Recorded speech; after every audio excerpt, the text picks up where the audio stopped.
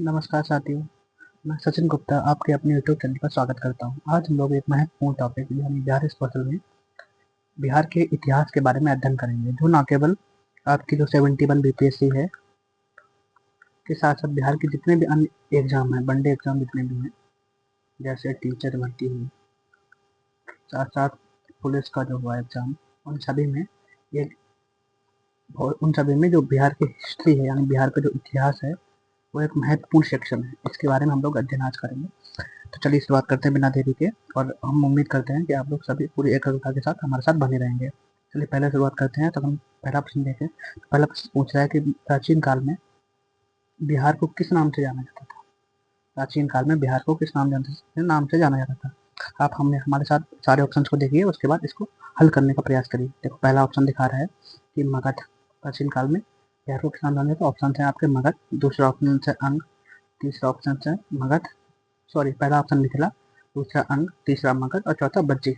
तो इसका सही उत्तर होगा मगध। प्राचीन काल में बिहार को मगध के नाम से जाना जाता था। तो हम अगर एक्सप्लेनेशन पढ़ें तो बिहार का छत्तीस है, इसको दक्षिण बिहार एक शक्तिशाली महाजनपद मगध के रूप में जाना जाता था। प्राचीन साम्राज्य में कई साम्राज्य में हुए हार्दिक वंश, स्नांग वंश, नंद वंश, मौर्य वंश, ये सभी बिहार में होने वाले महत्वपूर्ण साम्राज्य थे। अगर हम देखो मगध महाजनपद, तो महाजनपद हम अध्ययन करें तो 16 महाजनपद हमें दिखाई पड़ते हैं। कितने? 16, जिसमें 3 हमें बिहार में दिखाई पड़ते हैं। 3 में से एक था मगध, हमने पढ़ लिया, पहला मगध, दूसरा था बज्जी, तीसरा था अंग। तो ये 3 हैं जो हमें बिहार में दिखाई पड़ते हैं। चलिए दूसरा प्रश्न हम लोग देखते हैं। दूसरा प्रश्न कह रहा है कि हर्यक वंश के किस शासक को पितृहंता के नाम से जाना जाता है। आप लोग क्वेश्चन को समझें। कह रहा है कि हर्यक वंश, ठीक से क्वेश्चन पढ़ते हैं पहले। हर्यक वंश के किस शासक को पितृहंता, यानी पितृहंता मतलब पिता की हत्या करने वाला, पिता की हत्या करने वाला, ठीक है।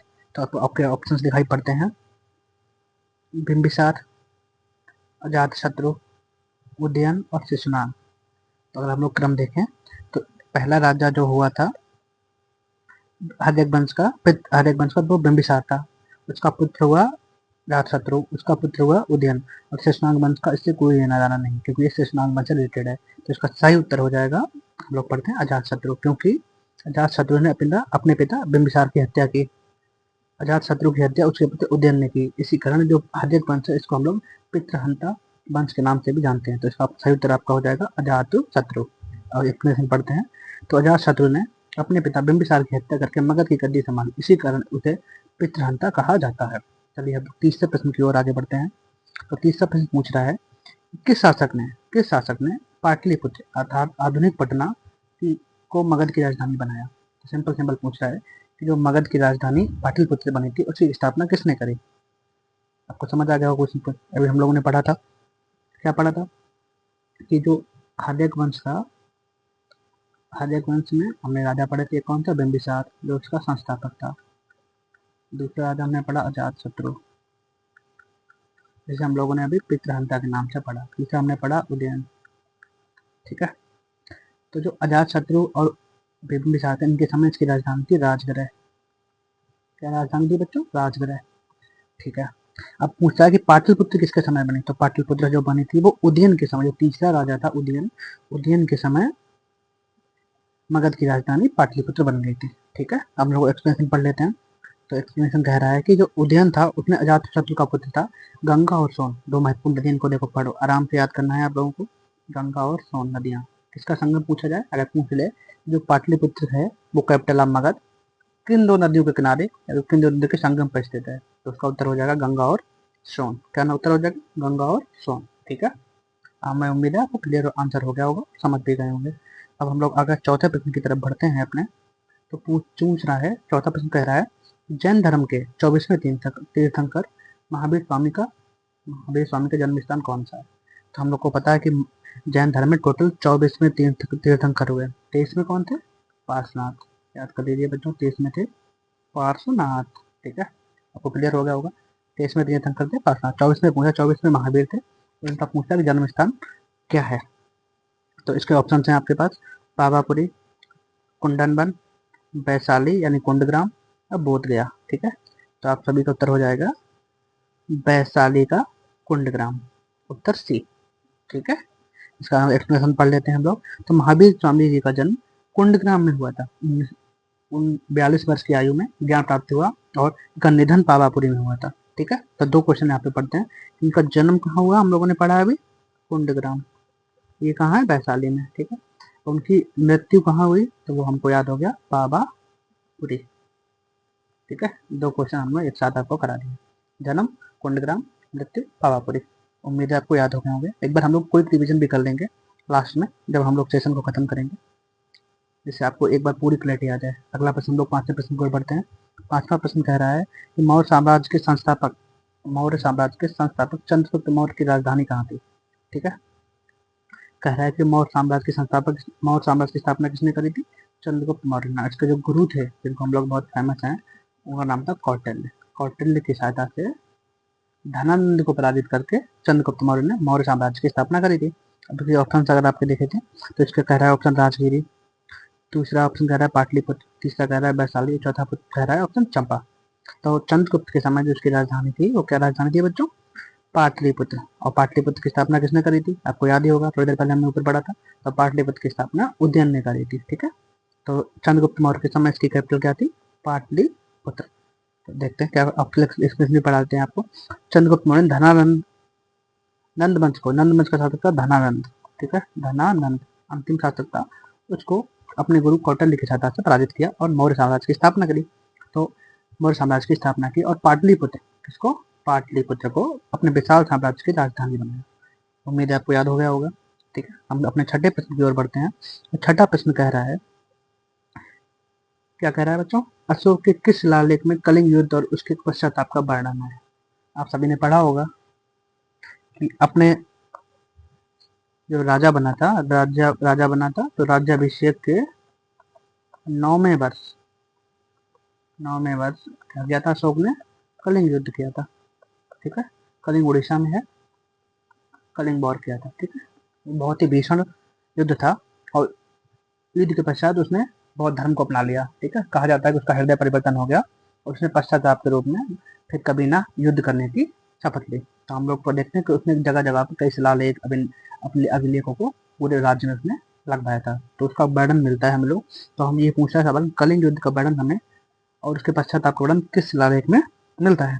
तो जो हम लोग पढ़ सकते हैं, उसका शिलालेख जो 13वां शिलालेख, क्या आंसर होगा, 13वां शिलालेख। ठीक है, तो याद कर लेना है 13वां शिलालेख। 13वां शिलालेख में हमें उसका युद्ध और उसके पश्चाताप का वर्णन मिलता है। अशोक के 13वें शिलालेख में कलिंग युद्ध का भी वर्णन है।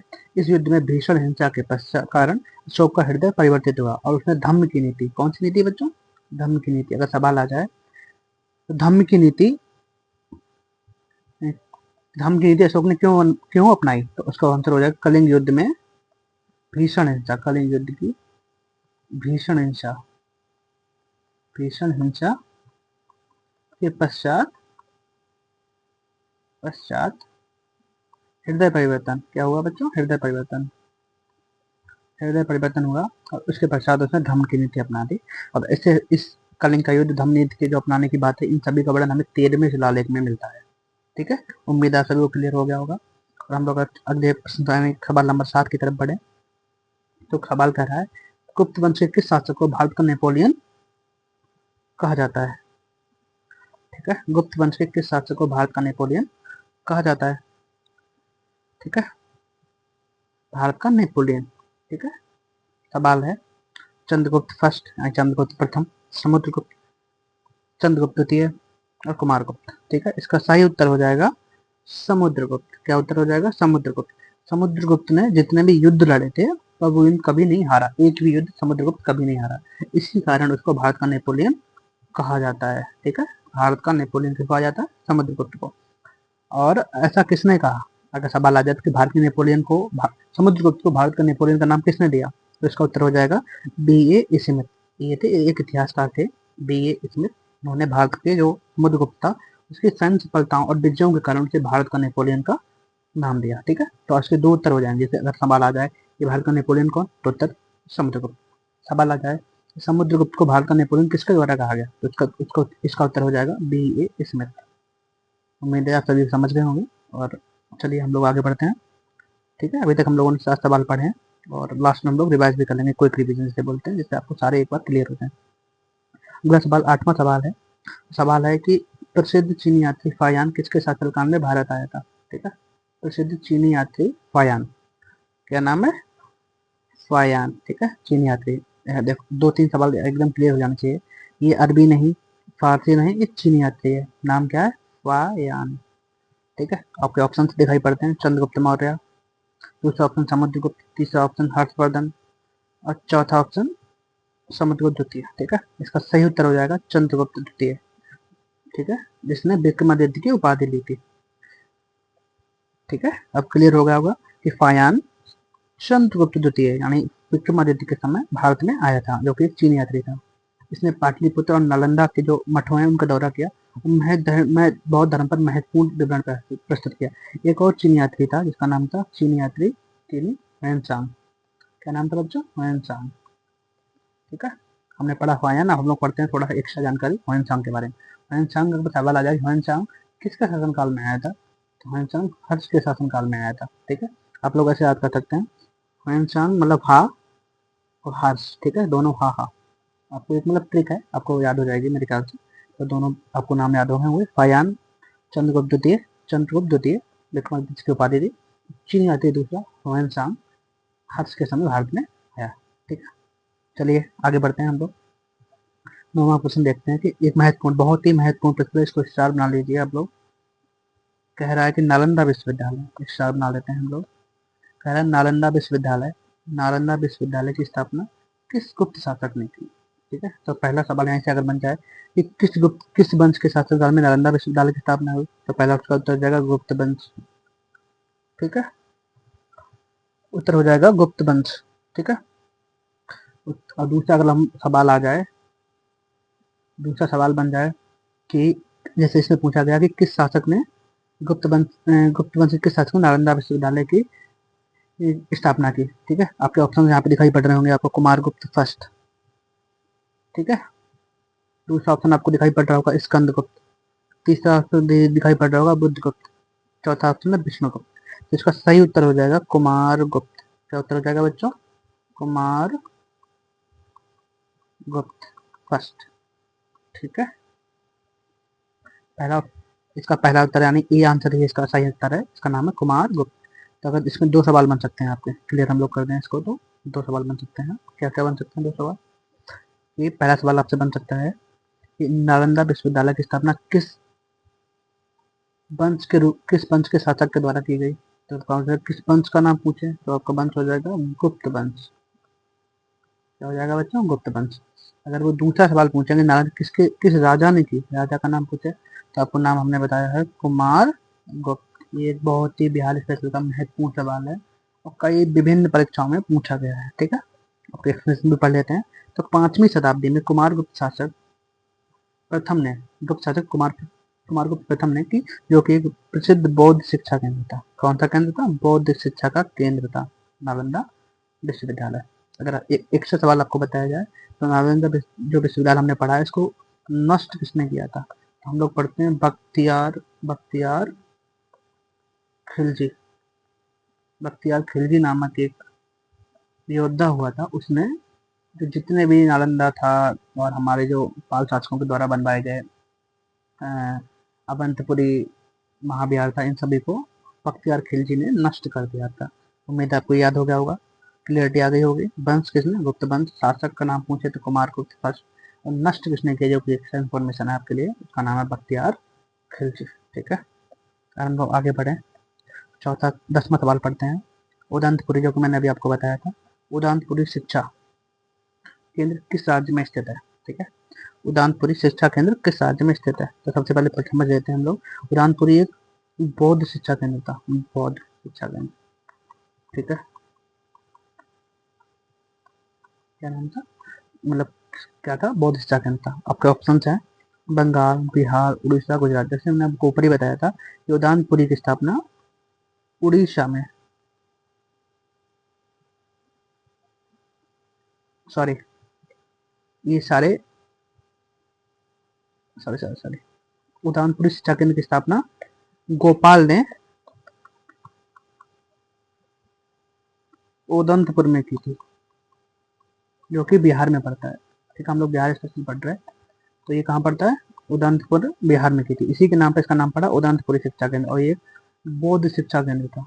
ठीक है, क्या नाम था? बौद्ध शिक्षा केंद्र। ठीक है, तो हम लोग एक्सप्लेनेशन भी पढ़ लेते हैं। तानपुरी महाविहार बिहार शरीफ, बिहार शरीफ, बिहार शरीफ कहाँ है बच्चों? नालंदा।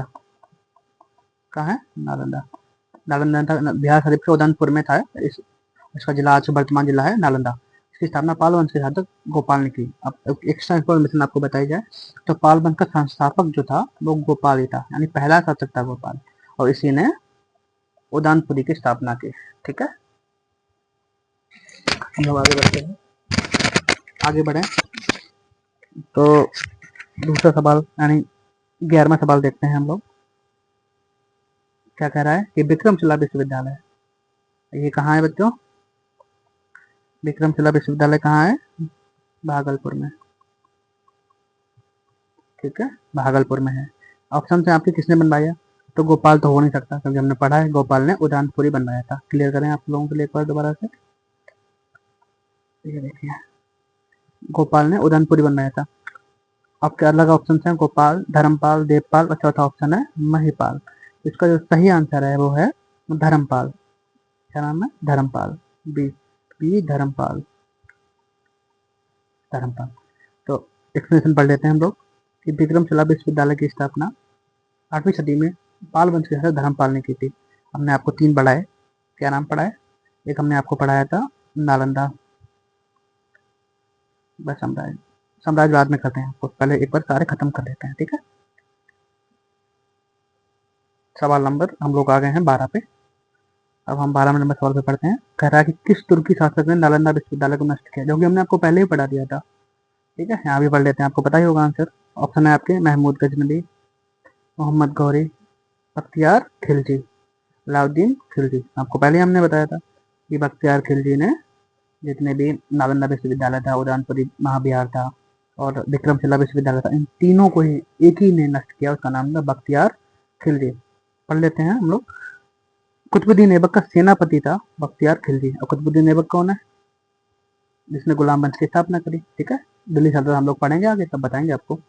12वीं शताब्दी के अंत में नालंदा, विक्रमशिला, शासक उदंतपुरी, इन तीनों को ही एक ही ने नष्ट किया। उसका नाम था बख्तियार खिलजी। ठीक है, क्लियर हो गया आपको? तब के शासक ने नालंदा विश्वविद्यालय की नष्ट किया, तो उसका नाम है बख्तियार खिलजी। ठीक है, हम लोग 13वें सवाल पे आते हैं, और सवाल पूछ रहा है कि शेरशाह सूरी का वास्तविक नाम क्या था? शेरशाह सूरी का वास्तविक नाम क्या था? ठीक है, हम आपके ऑप्शन पढ़ते हैं यहाँ पे। जलाल खां, फरीद, बहलोल खां, निजाम खां। इसका जो सही ऑप्शन है आपका वो ऑप्शन है बी, फरीद।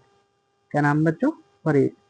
मतलब हम आपको बताते हैं कि बचपन में इसने एक शेर को मार डाला था। फरीद नाम था इसका बचपन का। इसने एक शेर को मार डाला, जिसके बाद उसके मालिक ने उसको शेर खान की उपाधि दी, जो बाद में शेर शाह के नाम से जाना गया। ठीक है, क्लियर हुआ आपको? बचपन का नाम क्या था? फरीद। बाद में उपाधि दी गई इसके द्वारा शेर खां। ठीक है, शेर खां की उपाधि दी गई। आगे चल के इसका नाम क्या पड़ा बच्चों? शेर शाह। ठीक है, अगर हम लोग बात कर लें कि इसके जो मालिक कौन था, यानी उपाधि शेर शाह किसने दी, तो बहार खां, सॉरी, जिसका नाम था बहार खां नूरानी, नूहानी। क्या नाम था बच्चों? बहार खां नूहानी। इसी ने इसको शेर खां की उपाधि प्रदान की। ठीक है, और बचपन का नाम क्या था? फरीद, जो कि हम लोगों ने ऊपर पढ़ लिया है। आगे हम लोग बढ़ते हैं, और सवाल नंबर 14, सवाल नंबर 14 पूछ रहा है शेर शाह सूरी का मकबरा बिहार के किस राज्य में स्थित है? किस शहर में स्थित है? सॉरी, शेरशाह बिहार के किस शहर में स्थित है? हम लोग अभी पढ़ा शेरशाह का नाम।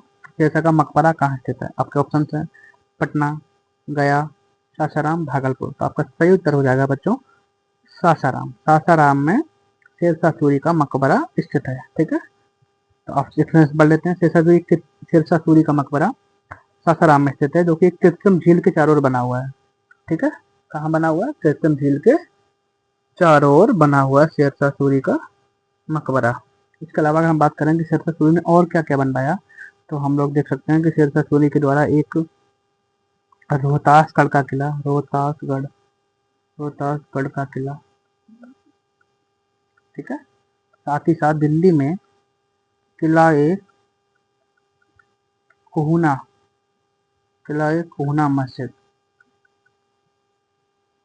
का निर्माण कराया गया, ठीक है। दिल्ली में किला ए कोहना मस्जिद और रोहतासगढ़ का किला भी शेरशाह सूरी के द्वारा ही बनवाया गया था, ठीक है। अब लोग आगे बढ़ते हैं और सवाल नंबर 15 देखते हैं। सवाल नंबर 15 कह रहा है कि 1857 के विद्रोह के दौरान जगदीशपुर बिहार का नेतृत्व किसने किया। हमने पढ़ा है कि 1857 का विद्रोह भारत में एक प्रथम स्वतंत्रता संग्राम के रूप में जाना जाता है, जैसे बी डी सावरकर ने कहा था। तो हम देखते हैं कि बिहार में इसका नेतृत्व किसने किया जगदीशपुर में। तो आपके ऑप्शंस हैं पीर अली, नाना साहब, कुंवर सिंह, चाचा टोपे। क्या क्या ऑप्शन है आपके? पीर अली, नाना साहब, पीर अली, नाना साहब, कुंवर सिंह, चाचा टोपे। क्लियर हुए? इसका सही उत्तर आपका हो जाएगा कुंवर सिंह। क्या उत्तर हो जाएगा बच्चों? कुंवर सिंह। तो आपसे अगर पूछे कि बिहार का 1857 का नेतृत्व किसने किया, तब भी आपका उत्तर क्या बनेगा? कुंवर सिंह। अगर आपका सवाल बन जाए एक और कि पीर सिंह ने कहा किया, तो पीर सिंह ने पटना में 1857 के विद्रोह का नेतृत्व किया था, ठीक है। और आगे बढ़ते हैं लोग। नानपुर जो सवाल नंबर आपका है 16, हम लोग सवाल नंबर 16 पे हैं। ये एक सवाल है जो बहुत बार विभिन्न परीक्षाओं में पूछा गया। आप चाहें तो इसको 5 स्टार बना सकते हैं। कितने स्टार बच्चों? 5 स्टार, क्योंकि ये सबसे महत्वपूर्ण सवाल है। सवाल नंबर 16 पूछ रहा है कि बिहार को बंगाल से अलग करके एक अलग प्रांत कब बनाया गया।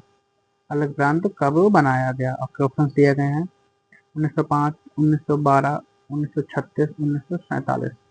तो इसका सही उत्तर हो जाएगा 1912, ठीक है। क्या उत्तर हो जाएगा? 1912। आपको याद कर लेना है 1912। और साथ ही साथ अगर पूछा जाए कि बिहार, इसके अलावा 1 अप्रैल 1912 को बिहार को बंगाल प्रेसिडेंसी से अलग करके नए प्रांत के रूप में गठित किया गया। इसमें उड़ीसा भी शामिल था। अगर बिहार दिवस की बात पूछी जा रहा है कि बिहार दिवस कब मनाया जाता है, बिहार दिवस कब मनाया जाता है, बिहार दिवस, इसका उत्तर हो जाएगा 12। बिहार दिवस कब मनाया जाता है बच्चों? मार्च में, 22 मार्च, 22 मार्च। 22 मार्च को क्यों मनाया जाता है? क्योंकि 22 मार्च 1912 को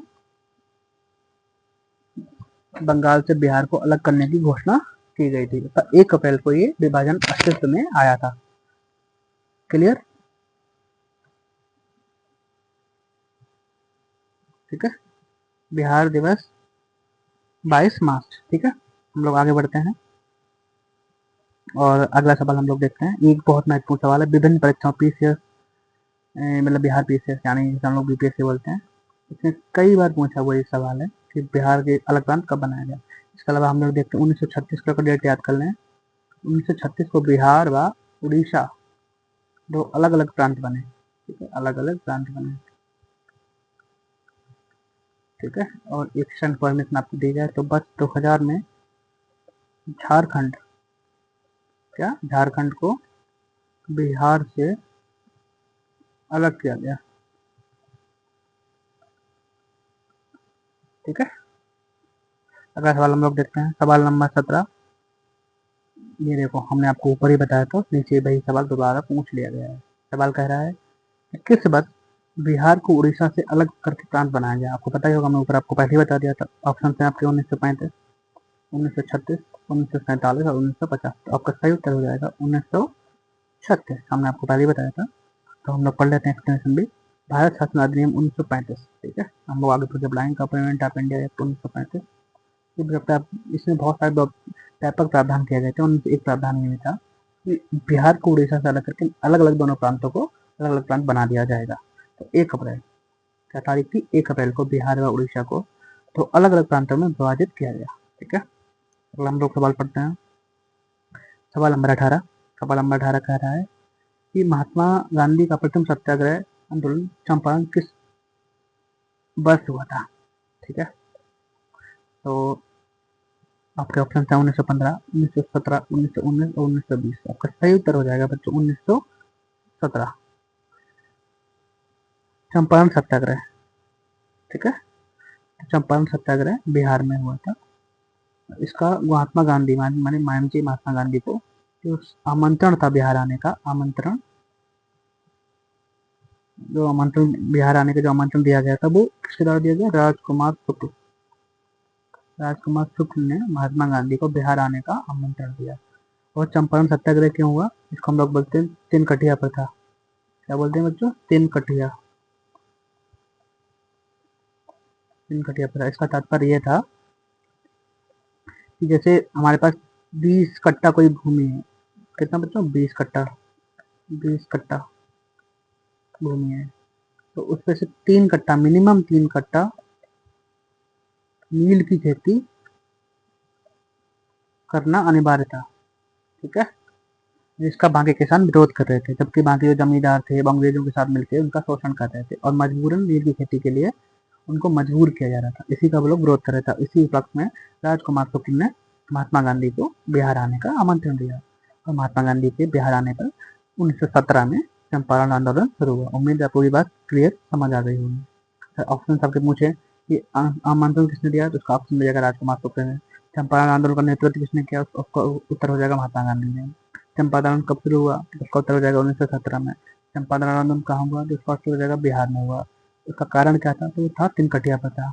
इतने सारे क्वेश्चन के सवाल मतलब आंसर आपको एक ही सवाल में दे दिया गया है। ठीक है, हम लोग आगे बढ़ते हैं और अगला सवाल पढ़ते हैं। 1917 में, सॉरी ये तो हो गया 1917 वाला, तो आगे बढ़ते हैं। 19 सवाल नंबर 19, जयप्रकाश नारायण JP नारायण किस आंदोलन से जुड़े हुए थे? ठीक है, आपके उत्तर हो रहे हैं, आपके ऑप्शन है असहयोग आंदोलन, दूसरा उत्तर है सविनय अवज्ञा आंदोलन, ठीक है, तीसरा ऑप्शन है आपका भारत छोड़ो आंदोलन और चौथा ऑप्शन है स्वदेशी आंदोलन। तो इसका आपका सही उत्तर हो जाएगा भारत छोड़ो आंदोलन। ठीक है, हम लोग देखते हैं कि भारत छोड़ो आंदोलन क्विट इंडिया मूवमेंट की शुरुआत में जयप्रकाश नारायण ने आजाद दस्ता का निर्माण किया और क्विट इंडिया मूवमेंट यानी भारत छोड़ो आंदोलन को बहुत ही व्यापक बनाने तथा स्वतंत्रता के लिए पूर्ण प्रयास करने के क्रम में आजाद दस्ता का एक महत्वपूर्ण टॉपिक है। जब लोग मेंस में आगे पढ़ेंगे तो आजाद दस्ता एक पूरा एक सवाल ही अलग से बनाया जाता है आजाद दस्ता पे। तो हम लोग पढ़ सकते हैं कि आजाद दस्ता किसने गठित किया था? जयप्रकाश नारायण ने। और ये कब था? क्विट इंडिया मूवमेंट यानी भारत छोड़ो आंदोलन के समय। तो ये किससे जुड़े हुए थे? भारत छोड़ो आंदोलन के द्वारा। और इनको जब गिरफ्तार किया गया तो हजारीबाग जेल से ये भागकर भूमिगत आंदोलन का नेतृत्व करने लगे थे। कौन सी जेल से फरार हुए थे ये लोग? हजारीबाग जेल। ठीक है, नाम याद कर लेना है, हजारीबाग जेल। ठीक है, सवाल नंबर 20 हम लोग आगे बढ़ते हैं। सवाल नंबर 20 क्या पूछ रहा है कि बिहार में सदाकत आश्रम, पूछा सदाकत आश्रम की स्थापना किसने करी? ठीक है, तो इसका ऑप्शन आपके हैं राजेंद्र प्रसाद, मजहरुल हक, मौलाना अबुल कलाम आजाद, चौथा ऑप्शन है आपका जयप्रकाश नारायण। तो आपका सही उत्तर हो जाएगा मजहरुल हक। मजहरुल नहीं, नाम क्षमा करना, मुझे थोड़ी दिक्कत हो रही नाम पुकारने में, उसका सही नाम है मजहरुल हक। ठीक है, तो हम लोग पढ़ सकते हैं इन्होंने सदाकत आश्रम की स्थापना 1920 में की थी। किसमें की थी? 1920 में असहयोग आंदोलन के दौरान। असहयोग आंदोलन के दौरान असहयोग आंदोलन जो महात्मा गांधी के द्वारा चलाया गया आंदोलन था, इसी के क्रम में इन्होंने सदाकत आश्रम की स्थापना 1920 में की। ठीक है, साथ ही साथ इन्होंने एक सदाकत आश्रम से एक न्यूज़पेपर भी निकाला जिसका नाम था द मदरलैंड। ठीक है, आपको याद होगा द मदरलैंड। ठीक है, इन्होंने कहाँ बनाया था ये आश्रम? दीघा में बनाया था ये सदाकत आश्रम। अगर हम थोड़ी एक्शन इन्फॉर्मेशन दी जाए तो जो सदाकत आश्रम के बनाने की जिनकी भूमि थी उनके मित्र खैरुन मियाँ थे। उनका नाम क्या था? खैरुन मियाँ। उन्होंने इसके लिए भूमि प्रोवाइड की थी। किसने की थी? खैरुन मियाँ ने। आपको 2-3 सवाल हो गए इसमें, क्लियर कर लेते हैं एक बार हम। सदाकत आश्रम की स्थापना किसने की? मजहरुल हक ने किया। उन्होंने एक पत्र निकाला जिसका नाम था मदरलैंड। ठीक है, और 1921 में इसकी स्थापना यहाँ पे निकाला गया यहीं से सदाकत आश्रम से, और ये बनाया गया दीघा में। और चौथा इनकी जो भूमि थी वो उन्होंने मित्र खैरुन मियाँ ने उपलब्ध कराई थी। ठीक है, हम लोग एक बार रिवाइज कर लेते हैं पिछला सारा एक बार ठीक से देखते हैं। यहाँ पे पहले मैंने आपको पढ़ाया था कि बिहार को किस नाम से जाना जाता था? मगध। ठीक है, क्या नाम था मगध। 16 महाजनपद हुआ करते थे, जिनमें से 3 बिहार में थे। इनका नाम था मगध, बज्जी और अंग। तो बिहार को हम लोग मुख्य जो साउथ बिहार था उसको हम लोग मगध के नाम से जानते थे। हमने फिर पढ़ा कि किस शासक को पितृहंता के नाम से जाना जाता है, तो उसका नाम था अजातशत्रु। अजातशत्रु ने अपने पिता बिंबिसार की हत्या कर दी, जिसके कारण उसे पितृहंता के नाम से जाना जाता है। ठीक है, हमने आपको बता दिया था। पाटलिपुत्र की स्थापना किसने की, हमने बताया था हरेक वंश में 3 राजा हुए शुरुआत के, उसमें बिंबिसार, अजातशत्रु और उदयन था। उदयन ने ही पाटलिपुत्र की स्थापना की थी राजधानी के रूप में, और ये गंगा और सोन नदी के किनारे स्थित था। ठीक है, चौथा सवाल, 24वें तीर्थंकर महावीर स्वामी का जन्म कहाँ हुआ था। 23वें पार्श्वनाथ, हमने आपको बताया था। इनका जन्म कहाँ हुआ था, इनका जन्म वैशाली कुंडग्राम में हुआ था। ठीक है, और मृत्यु कहाँ हुई थी, पावापुरी में। ठीक है, आपको याद होगा। पांचवा सवाल है, चंद्रगुप्त मौर्य के समय इसकी राजधानी कहाँ थी। चंद्रगुप्त मौर्य के समय इसकी राजधानी कहाँ थी, राजधानी थी पाटलिपुत्र। हमने आपको ऊपर पढ़ाया था कि जो पाटलिपुत्र है उसकी स्थापना किसने करी थी, उदयन ने। किसने करी थी, उदयन ने। ठीक है, इसके गुरु कौटिल्य थे। कौटिल्य की सहायता से इसने अंतिम नंद वंश के साथ घनानंद की हत्या करके मौर्य वंश की स्थापना करी। ठीक है, अगला सवाल ये है कि अशोक के किस शिलालेख में कलिंग युद्ध और उसके पश्चाताप का वर्णन मिलता है। तो इसका उत्तर हो जाएगा 13वें शिलालेख में अशोक के कलिंग युद्ध उसके पश्चाताप का वर्णन मिलता है। ठीक है, भारत का नेपोलियन किसे कहा जाता है, तो हमने आपको बताया था भारत का नेपोलियन समुद्रगुप्त को कहा जाता है। ऐसा कहने वाले जो इसका इतिहासकार थे उनका नाम था D.A. स्मिथ। ठीक है, अगला सवाल, चीनी यात्री फायान किसके शासनकाल में आया था। चीनी यात्री फायान, तो आपको बताया था मैंने चंद्रगुप्त सेकंड यानी विक्रमादित्य के समय फायान भारत में आया था। और हमने एक शब्द बताया था आपको, ह्वेनसांग हर्ष के समय भारत में आया था। ठीक है, अगला सवाल, नालंदा विश्वविद्यालय की स्थापना किस शासक ने करी। तो हमने आपको बताया था कि नालंदा विश्वविद्यालय की स्थापना गुप्त वंश के शासक कुमारगुप्त फर्स्ट यानी प्रथम ने करी थी। और ये बौद्ध धर्म का महत्वपूर्ण केंद्र था, शिक्षा केंद्र था।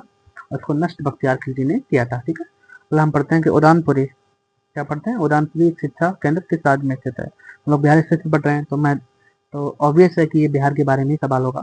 तो ये सवाल है कि उदानपुरी शिक्षा केंद्र किस राज्य में स्थित है। तो ये बिहार में स्थित है। कहाँ बच्चों स्थित है, बिहार के बिहार शरीफ में स्थित है। उसकी स्थापना पाल वंश के पहले शासक यानी संस्थापक गोपाल ने करी थी। ठीक है, अगला सवाल आपका है कि विक्रमशिला विश्वविद्यालय की स्थापना किस पाल शासक ने की थी। तो इसका आपका उत्तर जाएगा धर्मपाल ने विक्रमशिला विश्वविद्यालय की स्थापना की थी। ठीक है, भागलपुर में। हम लोग आगे बढ़ते हैं, तो कह रहा है किस तुर्की शासक ने नालंदा विश्वविद्यालय को नष्ट किया था। हमने आपको पहले ही बताया था नालंदा के साथ साथ जो विक्रमशिला, इसके अलावा उदंतपुरी, इन तीनों को ही एक ही ने नष्ट किया। उसका नाम था बख्तियार खिलजी। क्या नाम था, बख्तियार खिलजी, जो कि कुतुबुद्दीन ऐबक का सेनापति था। ठीक है, शेरशाह सूरी का वास्तविक नाम क्या था। शेरशाह सूरी का वास्तविक नाम हमने आपको पढ़ाया था, उसका वास्तविक नाम था फरीद। क्या नाम था बच्चों, फरीद। फरीद, उसको शेर खां की उपाधि दी गई थी, किसके द्वारा, बहार खां नुहानी के द्वारा। ठीक है, अगला सवाल ये है कि शेरशाह सूरी का मकबरा बिहार के किस शहर में स्थित है। शेरशाह सूरी का मकबरा बिहार के किस शहर में स्थित है, हमने आपको बताया था सासाराम में। कहाँ स्थित है, सासाराम में। और हमने आपके एक्शन इन्फॉर्मेशन में बताया था कि रोहतास का किला और दिल्ली में किला कोहना मस्जिद का निर्माण भी शेरशाह सूरी ने ही करवाया था। अगला सवाल है, 1857 के विद्रोह के समय जगदीशपुर यानी बिहार का नेतृत्व किसने किया था। तो आपका उत्तर हो गया था कुंवर सिंह। कुंवर सिंह ने बिहार में 1857 के विद्रोह का नेतृत्व किया था। पटना में पीर अली, एक पुस्तक विक्रेता थे, उन्होंने नेतृत्व किया था पीर अली ने पटना में। ठीक, अगला सवाल 16 नंबर सवाल, बिहार को बंगाल से कब अलग करके नया प्रांत बनाया गया था। तो हमने आपको बताया था, ये बहुत ही जरूरी सवाल है। इसका उत्तर हो जाएगा 1912। ठीक है, और बिहार दिवस कब मनाया जाता है, 22 मार्च।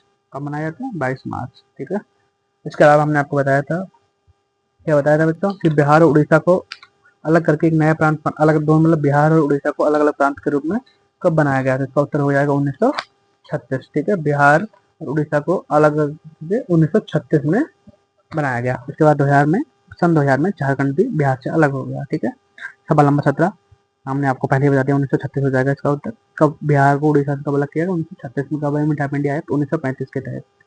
ठीक है, अगला सवाल है, महात्मा गांधी का एक बहुत ही महत्वपूर्ण सवाल है, चंपारण सत्याग्रह किस वर्ष में हुआ। इसका उत्तर हो जाएगा 1917। और कारण था 3 कटिया प्रथा यानी 3/20 प्रथा। 3 कटिया प्रथा, महात्मा गांधी को आमंत्रण किसने दिया था, राजकुमार शुक्ल ने। ठीक है, ये आपको याद होगा। अगला सवाल है कि जयप्रकाश नारायण किस आंदोलन से जुड़े हुए थे। तो आपको बताया था मैंने, भारत छोड़ो आंदोलन से जुड़े हुए थे। उन्होंने आजाद दस्ता का गठन भारत में किया स्वतंत्रता संग्राम को आगे बढ़ाने के लिए। ठीक है, और इनको जब जेल हुई थी, हजारीबाग जेल, तो ये वहां से भागकर भूमिगत आंदोलन को आगे बढ़ाने का काम इन्होंने किया था। ठीक है, ओके। हम आज का लास्ट सवाल पढ़ते हैं, सवाल नंबर 20। बाकी का सीरीज हम लोग आगे जारी रखेंगे, और इसी तरह के आपके बहुत ही महत्वपूर्ण सवाल जो सीधे आपके प्रश्न परीक्षाओं में पूछे जा सकते हैं, इस तरह के प्रश्न को हम लोग रोज टैकल करेंगे। और हमें उम्मीद है इनको आगे वाले जितने भी एग्जाम है बिहार के, उन सभी में आपको बहुत ही ज़्यादा मदद मिलने वाली है। और इन 20 सवालों के साथ हमें कई एक्स्ट्रा इन्फॉर्मेशन दी, लगभग हमने लोग डायरेक्ट इनडायरेक्ट 50 सवाल लगभग सॉल्व किए होंगे आज। तो लास्ट सवाल आपके, सदाकत आश्रम की स्थापना किसने की थी? तो इसका आपका आंसर हो जाएगा मजूरल हक ने सदाकत आश्रम की स्थापना की थी। उन्होंने एक अखबार निकाला था, इसका नाम था मदरलैंड, 1921 में। ठीक है, 1920 में इन्होंने आश्रम बनाया था, 1921 में अखबार निकाला। और ये कहाँ बना है? दीघा। ठीक है, दीघा में बनाया हुआ है। और इन्होंने जो भूमि ली थी वो अपने मित्र खालिद मियाँ से प्राप्त की थी। 1920 में जो असहयोग आंदोलन हुआ था, उसी दौरान इन्होंने 1920 में ही सदाकत आश्रम की स्थापना की थी। धन्यवाद दोस्तों, आज के लिए बस इतना ही। अगले पार्ट में हम आपसे दोबारा मिलते हैं। Thank you so much. दोस्तों, हमारे चैनल को सब्सक्राइब करें। हमारा चैनल बिल्कुल नया है, और आपके द्वारा सब्सक्राइब करना, हमारी वीडियो को लाइक करना तथा शेयर करना हमें बहुत ही मोटिवेशन का कार्य करेगा। प्लीज़ हमारे चैनल को सब्सक्राइब करें, आपसे निवेदन है। धन्यवाद।